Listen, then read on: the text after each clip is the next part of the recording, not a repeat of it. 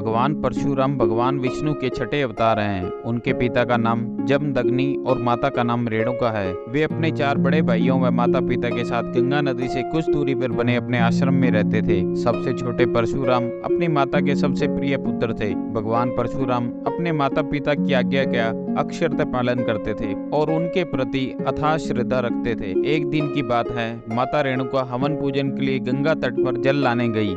जल लेकर लौटते समय उनका ध्यान जल विहार व क्रीड़ा करते राजा चित्ररथ व उनकी अप्सराओं पर पड़ा। वे इस दृश्य को देखती रह गई और एक लंबा समय इसमें बीत गया। महर्षि जमदग्नि हवन पूजन हेतु बैठे हुए थे और उन्हें देर हो रही थी। तभी उन्होंने अपनी दिव्य दृष्टि से जानना चाहा कि आखिर देवी रेणुका को इतना विलंब क्यों हो रहा है। यह सब देखते ही वे अति क्रोधित हो उठे।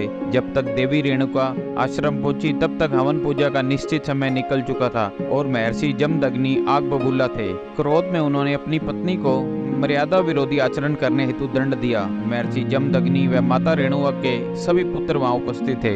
उन्होंने एक एक कर सभी पुत्रों को अपनी माता का वध करने का आदेश दिया, लेकिन परशुराम के 4 बड़े भाइयों ने अपने पिता की अवहेलना कर माता का वध करने से इनकार कर दिया। पिता की आज्ञा न मानने पर महर्षि ने अपने 4 पुत्रों को विचार शून्य होने का श्राप दे दिया। यह सब भगवान परशुराम देख रहे थे।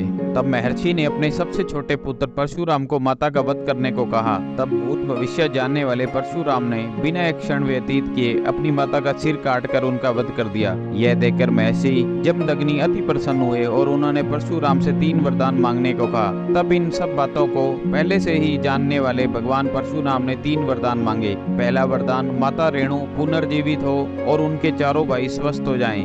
दूसरा, इनमें से किसी को भी इन बातों की स्मृति न रहे।